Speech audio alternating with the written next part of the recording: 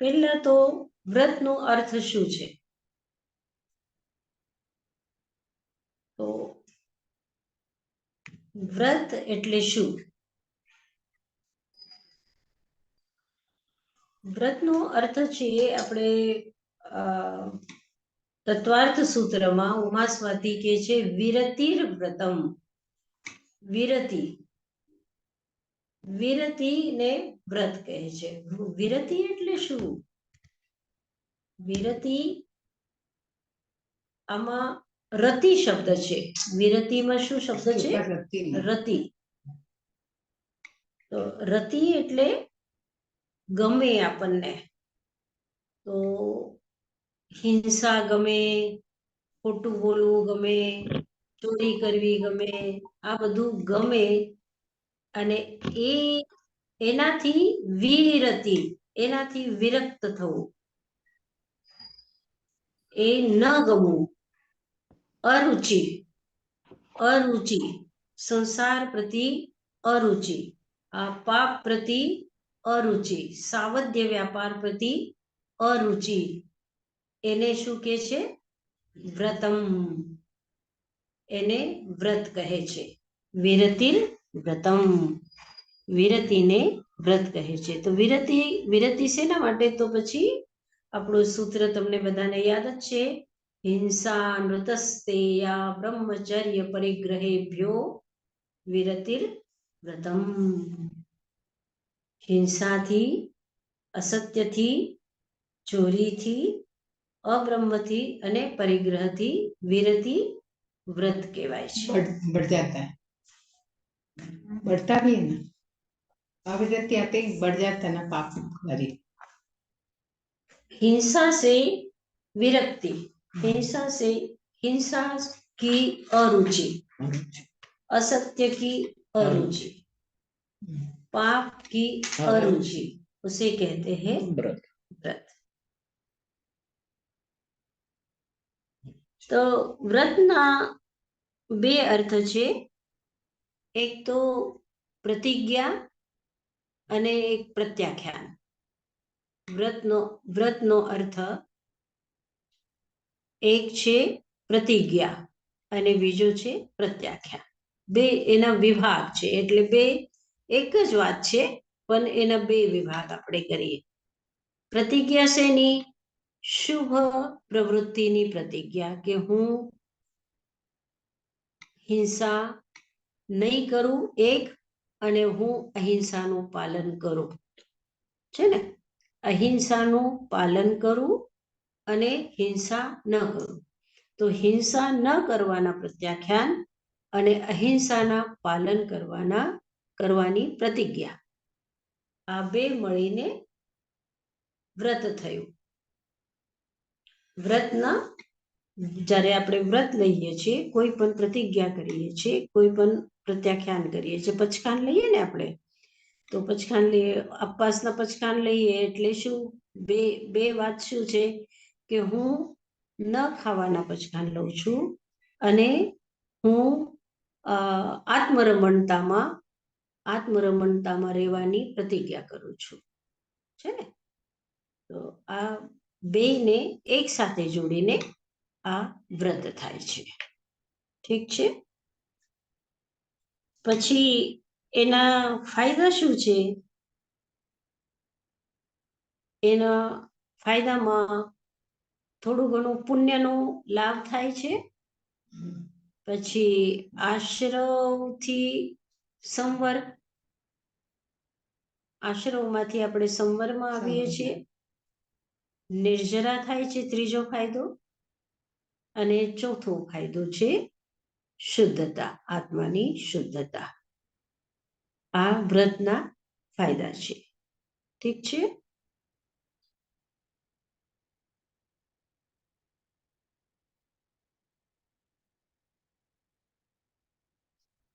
એની અંદરમાં કશાય ન હોવું જોઈએ. પહેલી આ કન્ડિશન છે, એની અંદરમાં કશાય ન હોય. એના માટે આચાર્ય ઉમા સ્વાતિ શું કહે છે? નિશ્ચલ્યો વ્રતિ. શું કે છે? નિશ્ચલ્યો વ્રતિ. આપણા સૂત્રના તમને બધાને યાદ જ છે. 7મા અધ્યાયમાં નિશ્ચલ્યો વ્રતિ, જે શલ્ય રહિત હોય એ વ્રતિ કહેવાય. તો શલ્ય શું છે? શલ્ય એટલે કાંટો. શલ્ય એટલે ઓલા પેલા તીર કમાણ હતા ને, બાણથી મારે, એને પણ શલ્ય કહેતા હતા. તો શલ્ય એટલે જે શરીરમાં જે વિજાતીય વસ્તુ છે, કાંટો વાગી જાય અથવા કાંકરો આપણા આંખમાં જરાક નાનામાં નાનું આપણને દેખાય ને એવો પણ કાંકરો કે ધૂળનો કણ આપણા આંખમાં આવી જાય તો ગમે આપણને? ન ગમે. પગમાં કંઈક વાગી જાય, હાથમાં કંઈક વાગી જાય, શરીરમાં ક્યાંય વાગી જાય કંઈ તો આપણને ન ગમે. એ બધું એને આપણે શલ્ય કહીએ છીએ. એટલે વિજાતીય પદાર્થ જે શરીરની અંદરમાં આવી જાય એને શલ્ય કહેવાય છે. તો શલ્ય આપણા આચાર્યો કહે છે કે 3 પ્રકારના શલ્ય છે. શલ્ય 3 પ્રકારના છે. કયા કયા છે ખબર છે તમને? કયા? રીટાબેન, કયા શલ્ય છે? માયા, દર્શન અને નિદાન. હા. માયા સલ્લેનમ, જ્ઞાન સલ્લેનમ, વિચ્છાદંસન સલ્લેનમ. માયા શલ્ય.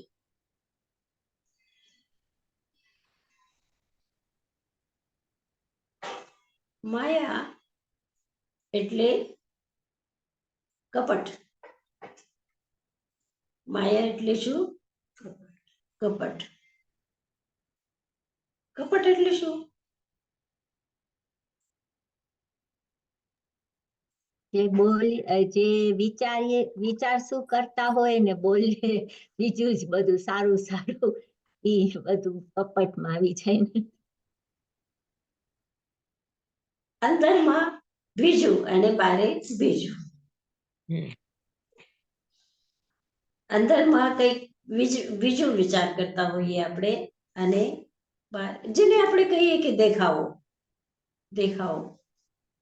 એટલે બતાવવા માટે. વાસ્તવમાં હોય નહીં. આપણે કપડાં પહેરી લઈએ અને કેવા કુરૂપ હોઈએ અંદરમાં, અને આપણે દેખાઈએ બહુ સરસ, બહુ સ્વચ્છ, બહુ સુંદર. સરનાજી મહારાજ, મધ્ય મંદામી બોલો.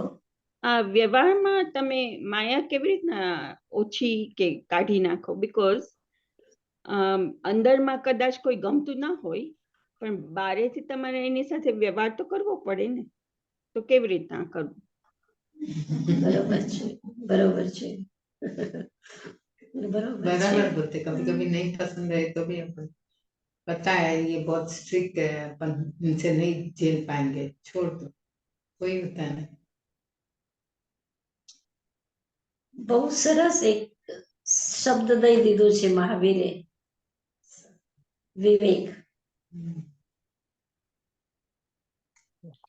વિવેક રાખવાનું છે. આપણે હવે સામે કોઈ ખૂંખાર વ્યક્તિ છે અને એ આપણને મારવા માટે આવી ગયો છે, આપણે એને હાથ જોડીએ, આપણે એને હાથ જોડીએ કે બાબા તું બહુ સારો છે, બહુ સારો છે. तो वो माया नहीं है ना.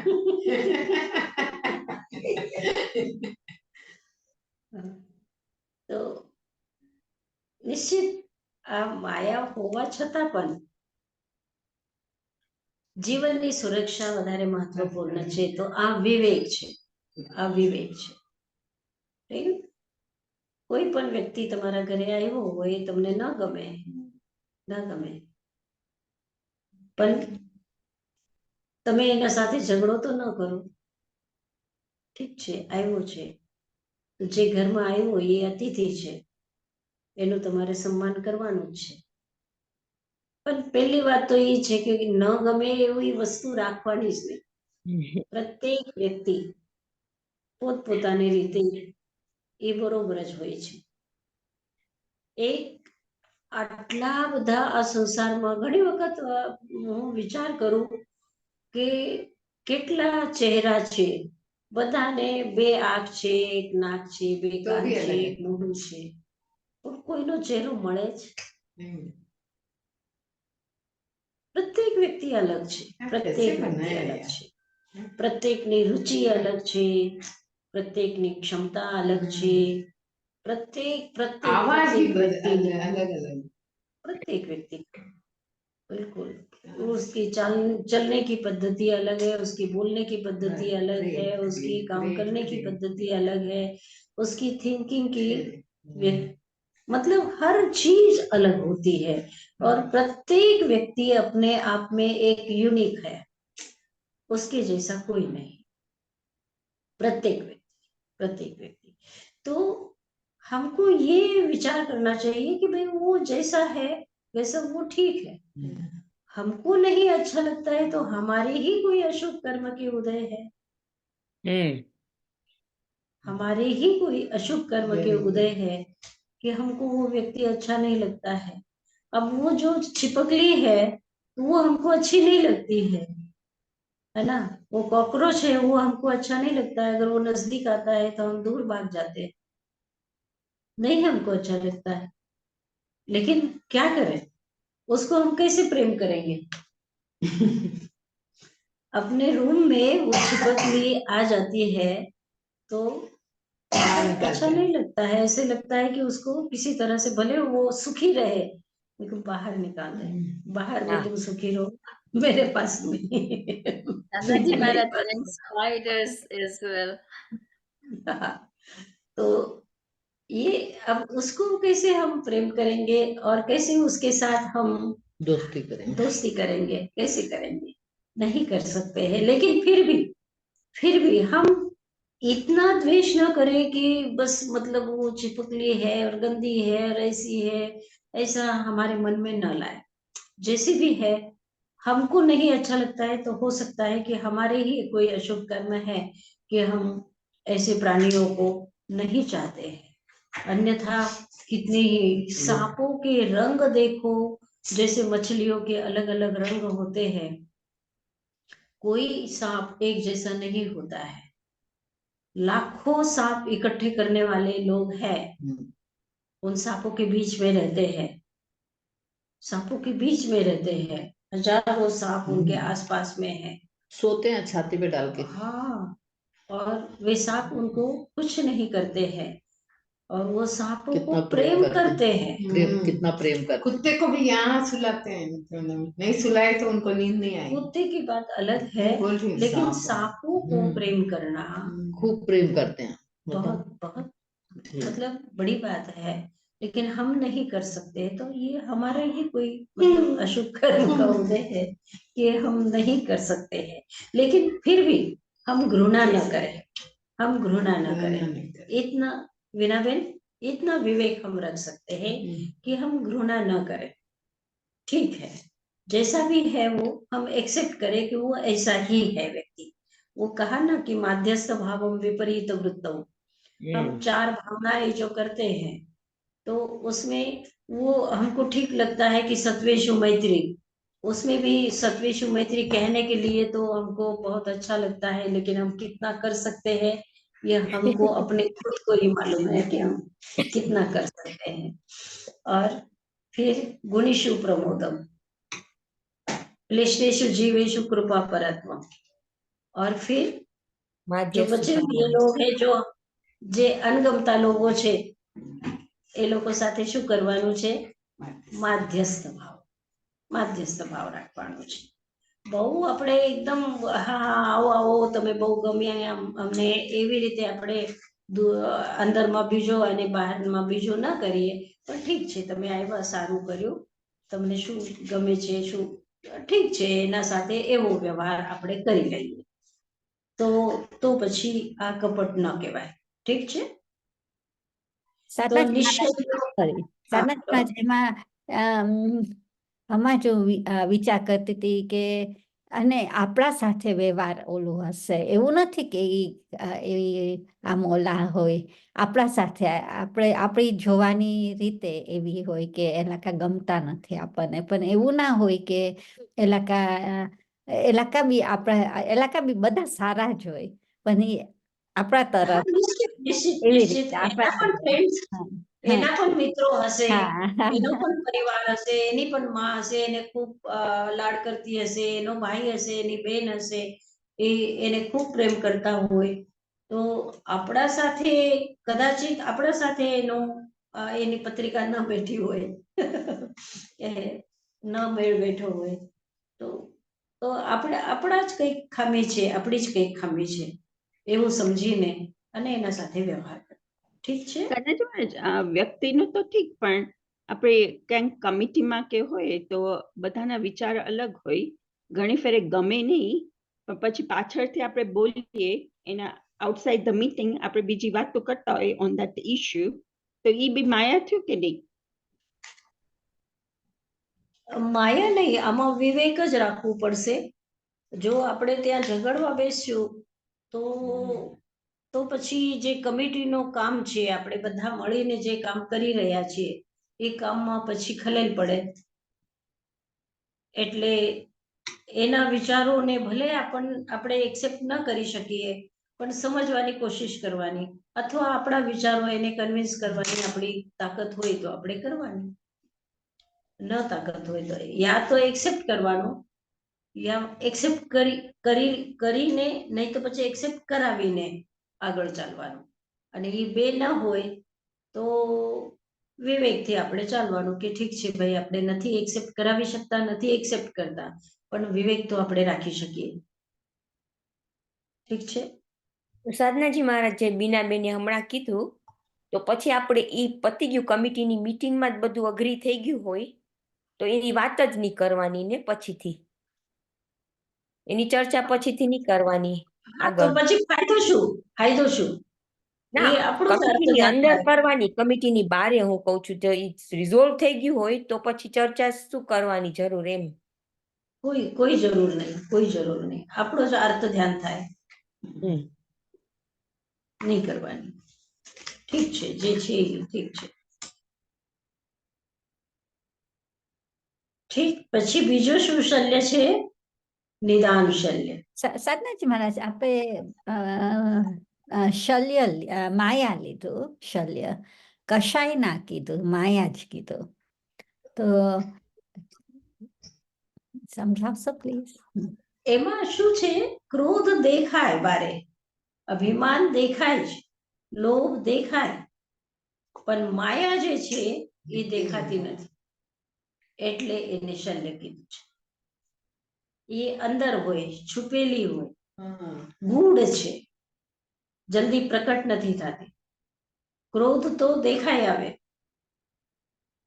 અને ક્રોધને પણ આપણે છુપાવીએ છીએ તો એ માયાના કારણથી, લોભને પણ છુપાવીએ તો માયાના કારણથી, અભિમાનને પણ છુપાવીએ તો માયાના કારણથી.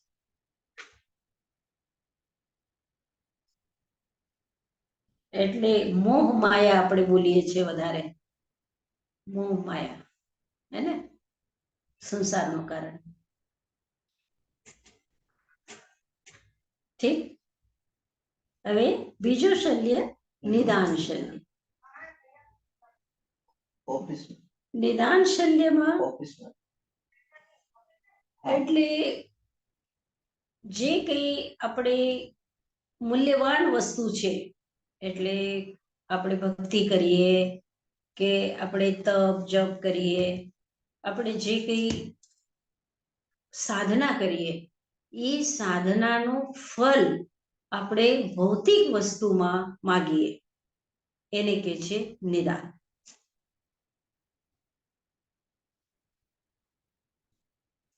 તો એનો મતલબ એ થયો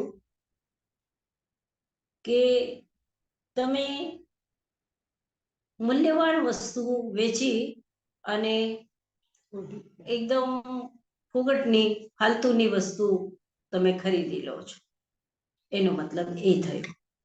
તો સાધના નિતાંત આત્મકલ્યાણ માટે હોય, સાધના નિતાંત મોક્ષ માટે હોય, નિર્જરા માટે હોય, તો એ સાધના સાધના છે. તમારી ભક્તિ, તમારું તપ, તમારો જપ, તમે જે કંઈ સાધનાના રૂપમાં કરો છો, એ ફક્ત એક જ ઉદ્દેશ્ય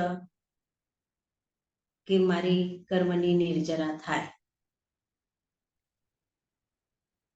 આ ઉદ્દેશ્ય લઈને અને આપણે જે કંઈ કરતા હોઈએ તો એ બરોબર છે, પણ આપણે એને વેચીને અને આપણે ભૌતિક વસ્તુ ખરીદીએ તો એ નિદાન કહેવાય. स्टूडियो के रेट में તો दे दो। આપણે જો વ્રત કરતા હોઈએ અને વ્રત કરીને અને પછી આપણે વિચારીએ કે ભાઈ મને સારો દીકરો મળે, મને સારો પતિ મળે, મને સારી પત્ની મળે, મને ઘર સારું સંપત્તિ ઘર મળે. મળે, મને જે કંઈ ભૌતિક વસ્તુ છે પરિવારમાં કે વસ્તુમાં આપણે એની ઈચ્છા રાખીએ, ભગવાનને વંદના કરીએ અને ભગવાનને કહીએ કે બાબા મારું સ્વાસ્થ્ય સારું રાખે, એવું આપણે કહીએ તો એનો મતલબ શું? આ ભક્તિ ન થઈ. પ્રભુ હું તમારી વંદના કરું છું, તમારી ભક્તિ કરું છું અને મારું સ્વાસ્થ્ય સારું રહે. આ ગલત છે. વ્યવહારિક દ્રષ્ટિથી આપણે ઠીક છે, આર્ત ધ્યાન ન થવું, જેવી રીતે હવે કંઈક દુખવા માંડે અને પછી આપણે કહીએ કે ભાઈ ઓ સગારામનો જાપ કરો, કહીએ છીએ ને આપણે, અને કરીએ પણ છે. તો એનો અર્થ એ છે કે આપણે આર્ત ધ્યાન, ભાઈ દુખે છે અને પછી આર્ત ધ્યાનમાં રહીએ, તો એ આર્ત ધ્યાનથી દૂર થવા માટે આપણે નવકાર મંત્રનો જાપ કરીએ અથવા ઓસંકારમનો જાપ કરીએ. આપણો કોઈ પ્રિય વ્યક્તિ છે એ બહુ તકલીફમાં છે અને ત્યારે આપણે ઓસંકારમ કરીએ કે મંગલ પાઠ કરીએ કે કોઈ સ્તોત્ર પાઠ કરીએ, તો એનો મતલબ એ નથી કે આપણે કંઈ આ વેચીને કંઈ માગીએ છીએ, પણ આર્ત ધ્યાનથી આપણે દૂર રહેવા માટે, કે એને પણ આર્ત ધ્યાન ન થાય અને પોતાને પણ આર્ત ધ્યાન ન થાય, તો આપણે પ્રભુ ભક્તિ કરીએ, બરોબર? એના માટે આપણે ઓસગહરમનો જાપ કરીએ અથવા નવકાર મંત્ર બોલીએ અથવા સ્તોત્ર પાઠ કરીએ છીએ. घर का वातावरण भी शुद्ध हो जाए। ઠીક? અત્યારે વંદાની સાધનાજી મહારાજ, હા, પણ બોલો. આપણું કોઈ પ્રિય હોય ને આપણને એકદમ એ લોકો બીમાર હોય કે કઈ વધારે ખરાબ કઈ દર્દ હોય તો આપણને ઓચિંતાનું એ રીતના જ થાય કે ભગવાન એને સારું કરી દેજો અને આપણે જાપ કરવા માંડીએ, તો એ નિદાન ને. હા, એ પણ આર્ત ધ્યાન દૂર કરવા માટે. આપણને બહુ આમ તકલીફ થાય કે કેમ એને તકલીફ છે, હે, તો પછી આપણે આર્ત ધ્યાનમાં રહીએ કે આવું કેમ થયું ને, એમ કેમ થયું ને, તો પછી આપણે પ્રભુના સ્મરણમાં આપણે એ આર્ત ધ્યાનમાંથી ધર્મ ધ્યાનમાં આવી જઈએ, બસ એટલા માટે. तो वो नियाना थोड़ी है। ના, આ નિદાન ના કહેવાય. તો સતનજી મહારાજ, દુઃખનું નિવારણ કરીએ એ નિદાન ના થાય, પણ સુખની પ્રાપ્તિ માટે કંઈ કરીએ એ નિદાન કે એમ. હા, બરોબર છે. હા, બીનાબેનની વ્યાખ્યા બરોબર છે. બરોબર છે. સુખની પ્રાપ્તિ માટે આપણે કંઈક કહીએ તો એ નિદાન કહેવાય. બરાબર છે. હવે મિથ્યા દર્શન શલ્ય.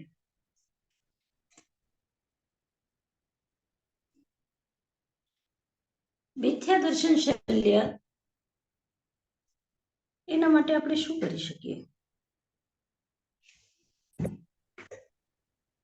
सही श्रद्धा, हम्म?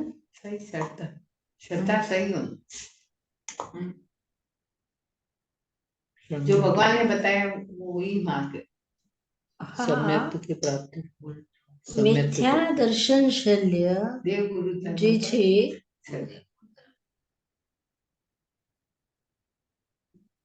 ये इसकी व्याख्या करना बहुत मुश्किल है। એકેન્દ્રિયમાં, બેન્દ્રિયમાં, તેન્દ્રિયમાં, ચતુરેન્દ્રિયમાં અને પંચેન્દ્રિય સુધી મિથ્યા દર્શન તો છે જ. આપણને આ પ્રભુની વાણી મળી છે અને એ પ્રભુની વાણીમાં આપણે શ્રદ્ધાના ભાવ રાખીએ. આ વ્યવહાર સમ્યક્ત્વ લાવીને પણ નિશ્ચય સમ્યક્ત્વ સુધી પહોંચીએ તો મિથ્યા દર્શન આપણું દૂર થાય એ વાત પણ છે.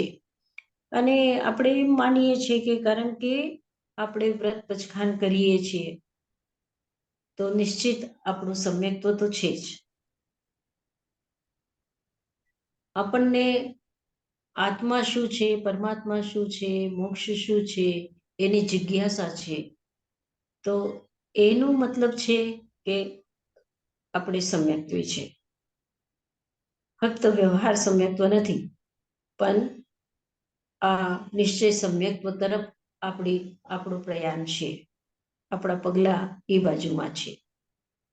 એવું નિશ્ચય કરીને અને પછી જે સમ્યક્ત્વ આપણને મળ્યું છે એ આપણે સમ્યક્ત્વ એક જાતનું દીપક છે આપણા હાથમાં અને એ દીપક બુઝાય નહીં, હવાનો ઝોકો ક્યાંય અડે નહીં. તો આવી રીતે આપણે આડો હાથ રાખીને દીપક લઈને ચાલતા હોઈએ એવી રીતે આપણા આ સમ્યક્ત્વને સાચવવાનું છે. ક્યાંય એ સમ્યક્ત્વ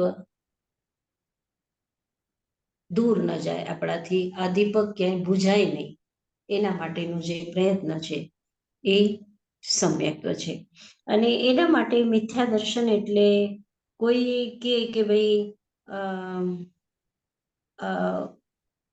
ત્યાં જાઓ તમે અને ત્યાં બકરાના બલિ આપતા હોય છે કે ત્યાં નેપાળમાં જાઓ ત્યાં ઓલો પશુપતિ બધી ત્યાં કરે છે એવો જે માણસ છે એના પાસેથી તમે ધાગો બંધાવી લો તમારા હાથમાં તો તમારી બીમારી દૂર થઈ જશે. તો એવું બધું આપણે ન કરીએ, એવા મિથ્યા દર્શનમાં આપણે ન જઈએ. શીતળા માતાની પૂજા કરવાની ને ઘણા એવા હોય છે. મારા દાદી જે હતા ને એ લક્ષ્મી પૂજન પણ નહોતા કરતા. मेरे पापा भी नहीं करते। એ લક્ષ્મી પૂજન નહોતા કરતા. એ દિવસે જે દિવસે લક્ષ્મી પૂજન હોય એ દિવસે પોષણ કરીને ઉપાશ્રયમાં બેસતા હતા. તો મતલબ ઠીક છે પણ આ એટલે એક જાતની શીતળા માતાની પૂજા કરવાની અને દુર્ગા માતાની પૂજા કરવાની અને કાલી માતાની પૂજા કરવાની અને ગણેશની પૂજા કરવાની, આવું બધું જે કંઈ છે. ગણેશ તો ઠીક છે ભાઈ, એ બિચારો કંઈ કરતો નથી, એવા કંઈ તો વાંધો નથી. પણ આ શ્રદ્ધા આપણી જે છે એટલે આપણે વ્યવહાર સમ્યક્ત્વમાં પણ આપણે એમ કહીએ છીએ કે અરહંતો મહાદેવો, મારા દેવ તો અરહંત છે, એના સિવાય મારા બીજા કોઈ દેવ છે નહીં. તો પછી શું કામ બીજી જગ્યા જવાનું? ઘણી વખતે અત્યારે આ દિવસોમાં હવે ગણેશ પૂજાનો બહુ વધી ગયો છે તો આપણા લોકો પણ આ 10 દિવસ ગણેશ રાખે અને એની પૂજા કરે ને તો પછી પૂછે કે આ કરવું કે ન કરવું. મારી વહુ તો કરે છે અને પછી હું ન કરું તો પછી વહુને ખોટું લાગે તો મારે શું કરવાનું? એવું બધું. પહેલાના જમાનામાં તો સાસુને ન ગમે તો સાસુ ના પણ પાડી દેતી હતી. આ જમાનામાં તો એવું ન ચાલે. તો પછી શું કરવું? તો પછી આપણે કહીએ કે ભાઈ ઠીક છે, આપણા અંતરમાં દેવ આપણા જે છે શ્રદ્ધા એ જ છે, પણ વ્યવહારમાં આપણે હાથ જોડીએ તો ઠીક છે, વ્યવહારમાં હાથ જોડીએ છીએ પણ સાચી શ્રદ્ધા આપણી જે છે એ અંદરમાં દેવ પ્રતિ છે. જ્યારે આપણે કોઈ આપણી ફ્રેન્ડ છે અને એ કહે કે ભાઈ આપણે જઈએ છીએ માર્કેટમાં, પણ રસ્તામાં રામનું મંદિર છે તો ચાલ મારી સાથે, તો આપણે જઈએ તો ત્યાં આપણે થાંભલાની જેમ ઊભા ન રહીએ, ત્યાં હાથ તો જોડીએ ને. તો ઠીક છે, હાથ જોડીએ છીએ, પણ આપણા અંદરમાં જે છે શ્રદ્ધા, એ શ્રદ્ધા તો કોઈ આપણને ત્યાં તો કોઈ અડી ન શકે ને. ત્યાં તો આપણી શ્રદ્ધા અડીગ હોય, ત્યાં આપણી શ્રદ્ધા અડીગ હોય. અડીગ રાખીને પણ હાથ જોડવામાં વાંધો નથી. તો એવી રીતે આપણે વ્યવહાર ચલાવીને પણ આપણા સમ્યક્ત્વને આપણે દોષ ન લગાડીએ. એ મિથ્યા દર્શન શલ્યથી આપણે દૂર રહી શકીએ એવી રીતે. આજ મને એમ લાગે છે. પછી બીજું, હા બોલો. તમે વ્યવહાર સમ્યક્ત્વ કીધું, એનો અર્થ મને તો લાગે સમ્યક્ત્વ એટલે તમારી અંદર તમને શું ભાવના હોય એ સમ્યક્ત્વ કહેવાય, કે તમે આ માનો છો. તો વ્યવહાર સમ્યક્ત્વ એટલે શું? એટલે હજી સુધી આપણને એમ લાગે કે ભાઈ આના કારણથી મને દુઃખ છે, ઓના કારણથી મને દુઃખ છે, તો એનો મતલબ એમ થયું કે આપણું સમ્યક્ત્વ શું છે. સમ્યક્ત્વ એટલે સાચી શ્રદ્ધા શું છે કે આપણા જ કર્મથી આપણને દુઃખ અથવા આપણા જ કર્મથી આપણને સુખ મળે. એટલી સાચી એક દ્રઢતા જે છે એ હજી આપણામાં નથી. જરાક કોઈ આપણને કંઈક કહી દે તો આપણને દુઃખ લાગે કે એને મને આમ કહી દીધું, અને આપણે રડવા માંડીએ અથવા અર્થ ધ્યાન કરવા માંડીએ. ઉપરથી ભલે આંસુ ન આવતા હોય, પણ અંદરમાં લાગે કે અરે એને મારું અપમાન કરી દીધું, જો મને એમ કહી દીધું. તો એનો મતલબ છે કે આપણા સમ્યક્ત્વમાં હજી ખામી છે. ખામી છે. હજી ખામી છે. તમે તો આ વ્યવહાર સમ્યક્ત્વ છે કે આપણે બોલીએ છીએ કે અરહંત મારા દેવ છે, અરહંતના ધર્મ ઉપર ચાલવા વાળા મારા ગુરુ છે, અને એને જે માર્ગ બતાવ્યું છે, જે તત્વ બતાવ્યું છે, એ શું છે? મારો પાથ ધર્મ. છે, ધર્મ એ છે. મારો ધર્મ, એ મારો ધર્મ છે.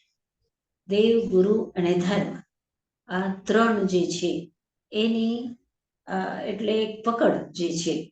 તો જેવી રીતે કંઈક આપણને સાધન, બાહ્ય સાધન જોતું હોય છે, તો આ સાધન દ્વારા આપણે આગળ ચાલીએ છીએ.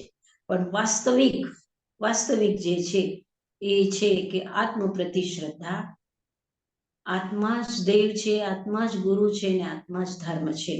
એવી જે સાચી સમજણ, એ છે સાચું સમ્યક્ત્વ, એ છે નિશ્ચય સમ્યક.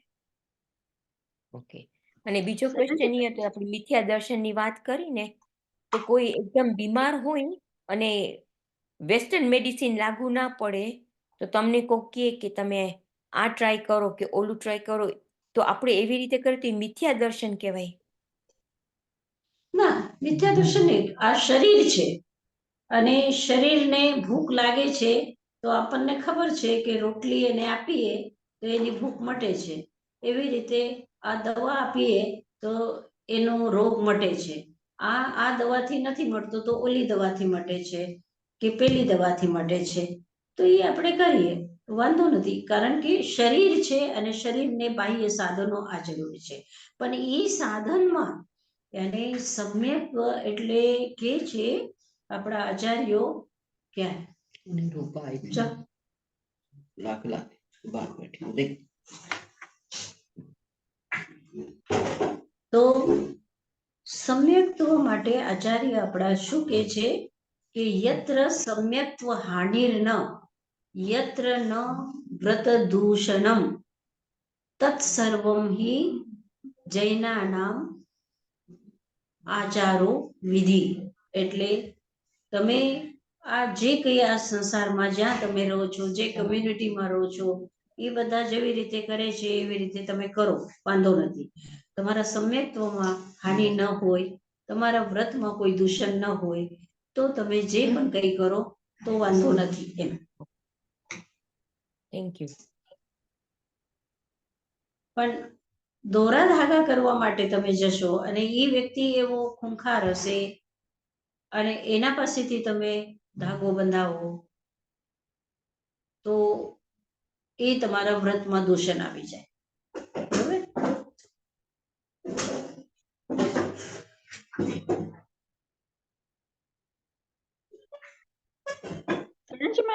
બીજા જે રિલિજન્સ હોય ઓર જે પશુ બલિને કરતા હોય એમાં અનેકાંત દ્રષ્ટિ એપ્લાય થાય ક્યાંય? ના, અનેકાંત દૃષ્ટિ અપ્લાય ન થાય. તો પછી ગણેશ પૂજામાં કેવી રીતના એપ્લાય થશે?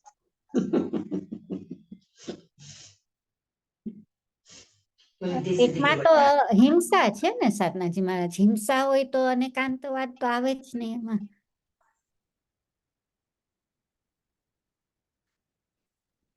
અનેકાંતવાદ આપણે કરવા બેસીએ તો પછી તો બધું ગડમથલ થઈ જાય. બિલકુલ ઠીક કે છે રીટાબેન કે ત્યાં હિંસા છે તો ત્યાં કેવી રીતે અનેકાંતવાદ? એ તો બરાબર છે, હિંસા છે એટલે અહીંયા છે જ નહીં. પણ ગણેશ પૂજા કરે એને આપણે કેવી રીતના દ્રષ્ટિથી જોઈ શકીએ? કેવી રીતના જોવાનું અનેકાંત? કે ભાઈ ઠીક છે, જેની જેમાં શ્રદ્ધા છે એની શ્રદ્ધા છે એમાં તો એ ભલે કરતી એમ. આપણી શ્રદ્ધા કઈ ગણેશમાં નથી, આપણી શ્રદ્ધા દેવ આપણા તીર્થંકર દેવમાં છે. એ રીતે આપણે કરીએ છીએ. ગણેશ પૂજામાં એ રીતે વિચાર કરવાનો છે એમ. સત્ય આપણે કઈ એક જ છે, એના બધા ફેસેટ્સ છે, આપણે કહીએ કે મલ્ટી ફેસેટેડ છે.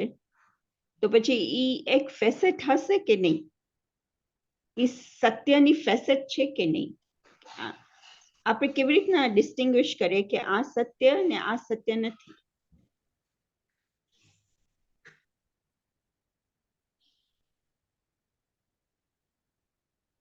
શું કહો છો રસીલાબેન, તમે જવાબ આપો.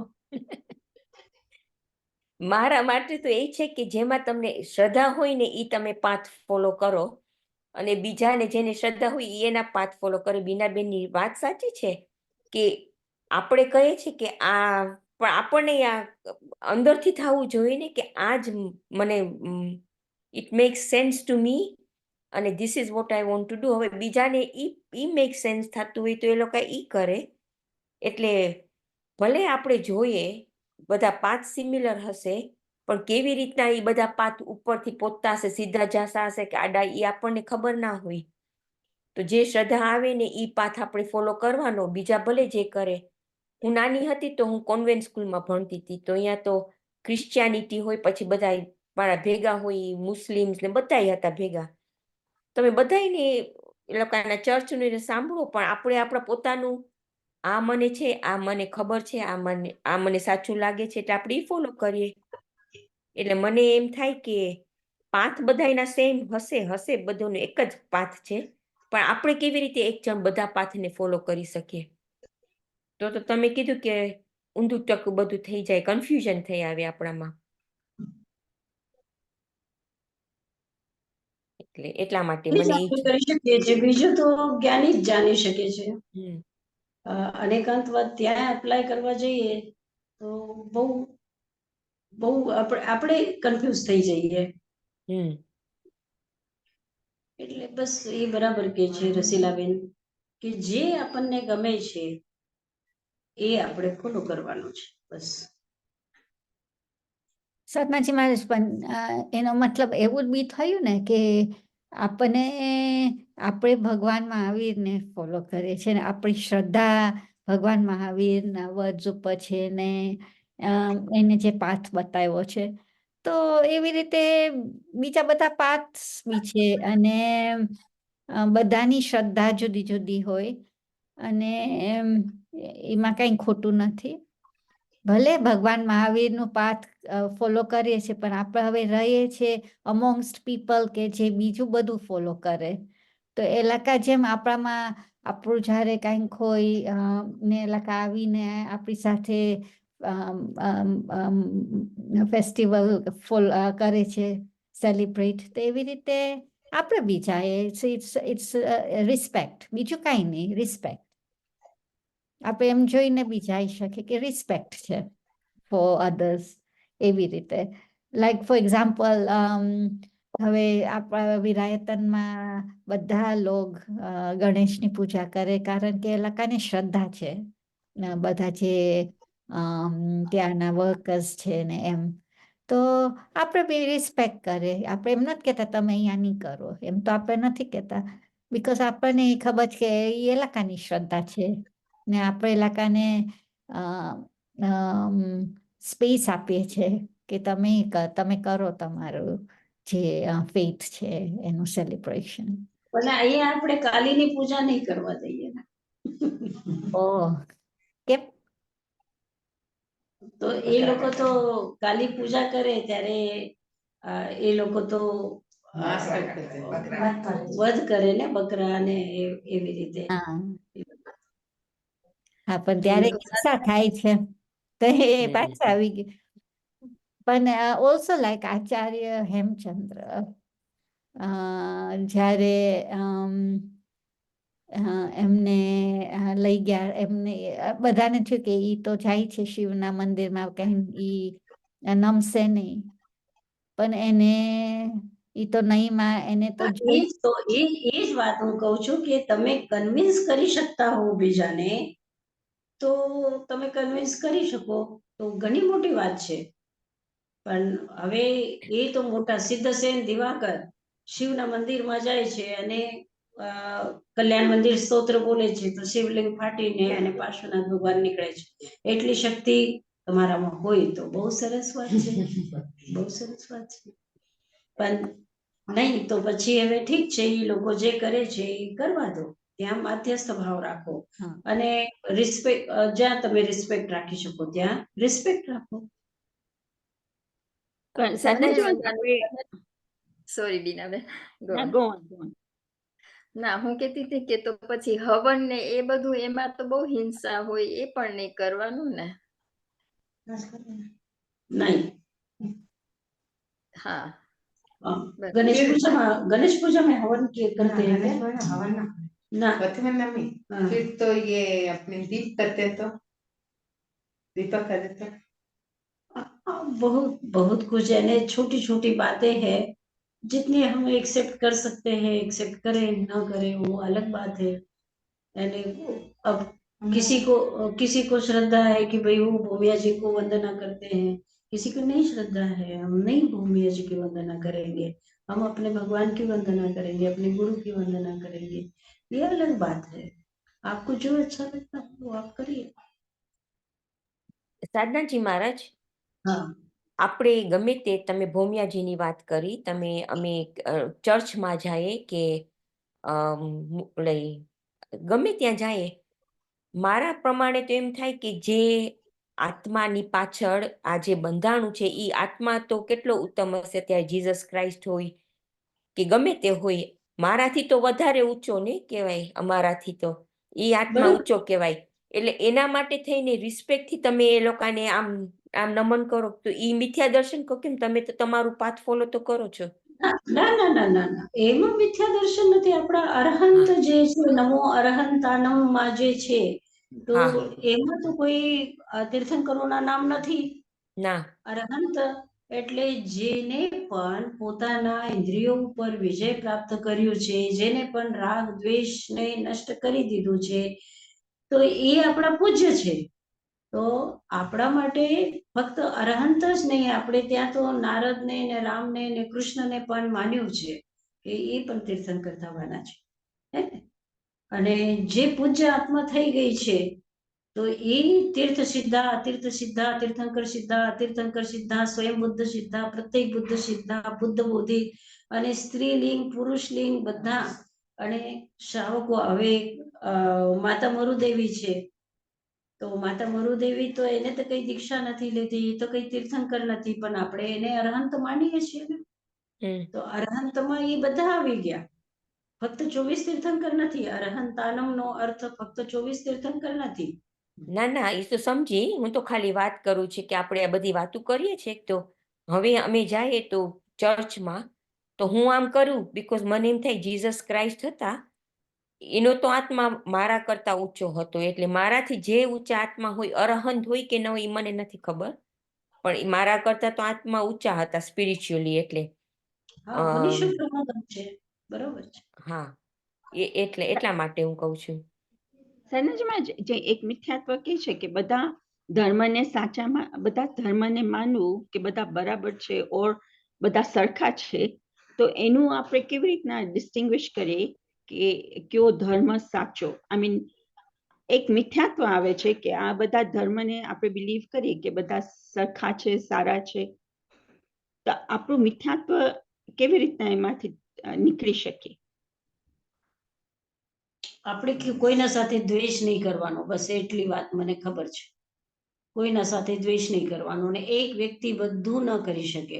એક વ્યક્તિ પોતાના જીવનમાં આપણે જે રીતે હવે આપણે ભક્તામર બોલીએ છીએ કે આપણે આ શાસ્ત્રોનું અધ્યયન કરીએ છીએ, પછી આપણે વૈષ્ણવ ધર્મનું પણ કેટલા એ લોકોના સ્તોત્રો છે, એ બધા આપણે એક સાથે, પછી આ ઈસાઈ ધર્મના અને પછી આ મુસ્લિમ ધર્મના બધા તો આપણે એક સાથે ન કરી શકીએ ને. આપણી જે શક્તિ છે એ પ્રમાણે આપણે કરીએ છીએ. તો જે આપણને મળ્યું છે, જૈન ધર્મ જે મળ્યું છે એનામાં આપણી શ્રદ્ધા છે, તો એ શ્રદ્ધાને ટકાવીને રાખી અને આગળ આપણે વધીએ છીએ. એમાં કોઈનો આપણે અનાદર નથી કરતા, બધાનું રિસ્પેક્ટ કરીએ, બસ એટલી વાત મને સમજાય છે. બરોબર. મતલબ વંદામી સાધનાજી મહારાજ, મને એવું આમ થાય કે આપણે જે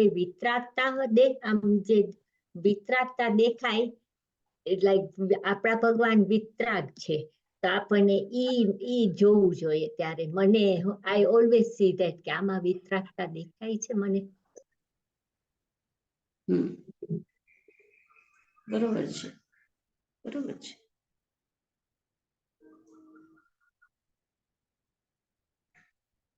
और कुछ मिथ्या दर्शन का बोलना है? आप लोगों को कुछ कहना है मिथ्या दर्शन के विषय में?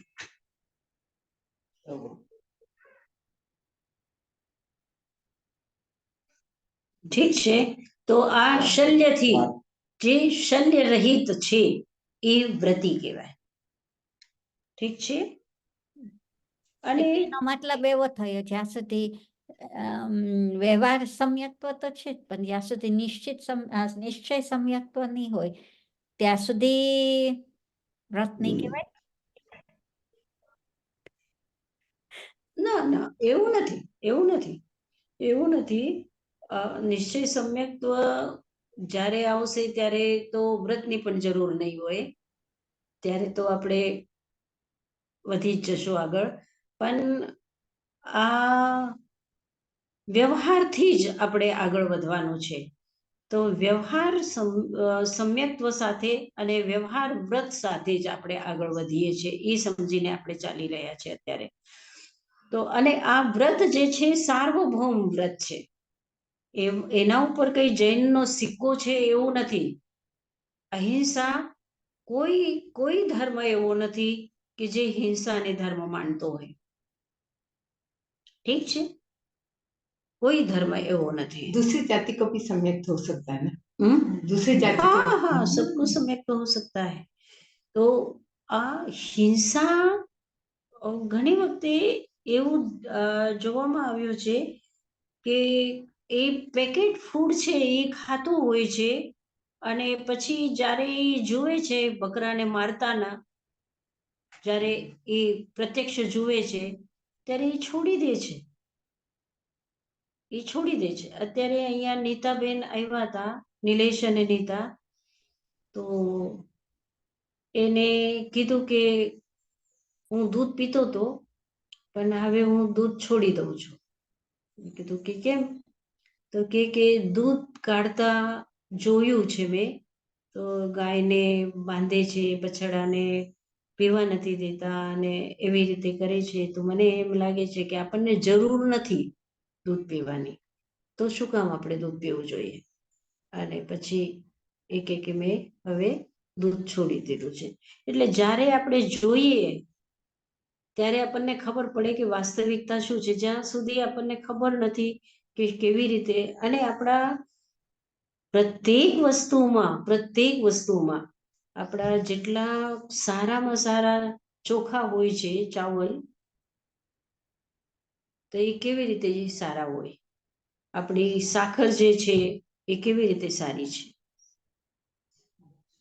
કેવી રીતે સારી છે, બધાને ખબર છે કે જ્યાં સુધી આ હિંસાની વસ્તુ એની અંદરમાં ન આવે ત્યાં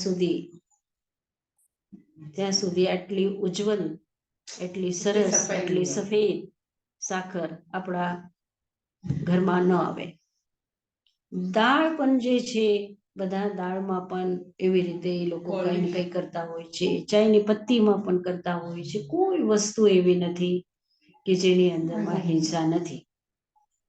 આપણે આવા સંસારમાં આવી ગયા છે કે, અને આપણે જે પાણી પી રહ્યા છે એ પાણીમાં માઇક્રોપ્લાસ્ટિક એટલા બધા છે કે આજે જે રોગો થઈ રહ્યા છે આટલા બધા, એનું કારણ એ છે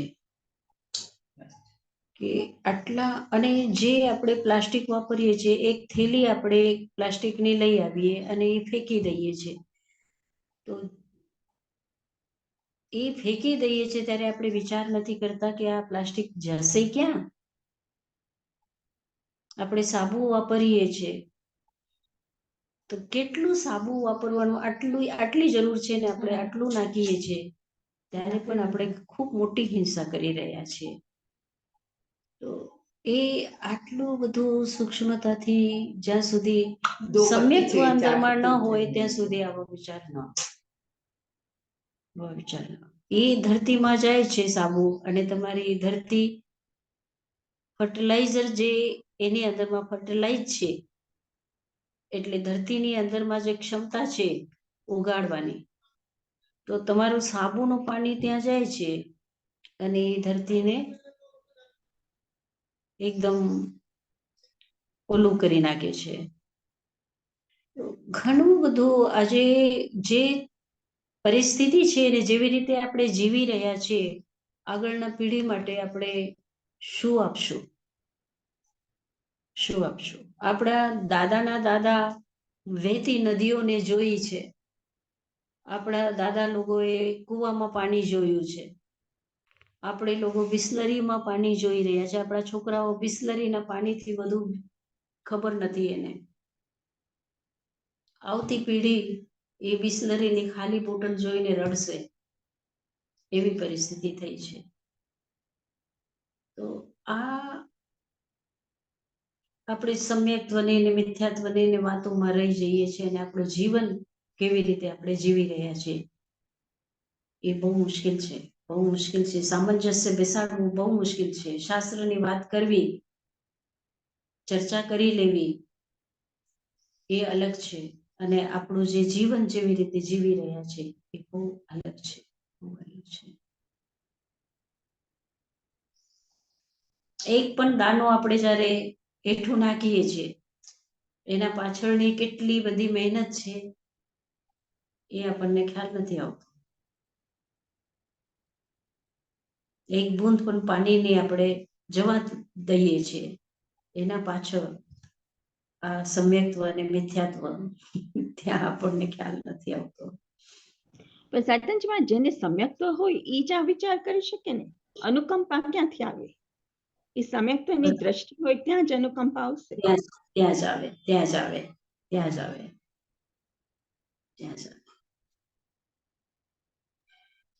પણ કમ્પ્લીટલી ફોલો કરવું તો તમારે